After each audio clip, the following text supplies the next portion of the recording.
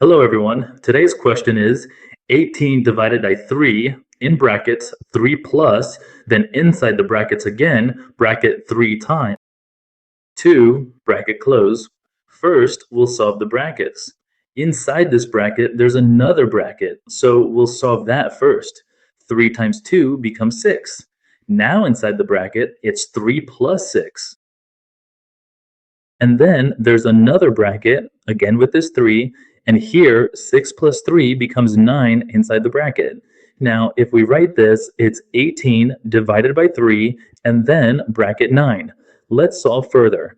18 divided by 3, when we remove the bracket, will multiply, so times 9. Now we'll check from left to right. If we check from left to right, then whatever comes first here, according to BODMS,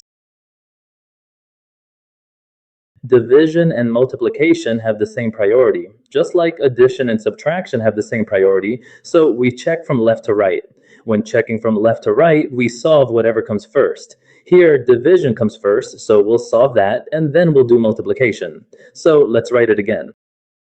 18 divided by 3 times 9. 18 divided by 3 is 6. Now let's continue solving. 6 times 9 equals 54. This is the right answer.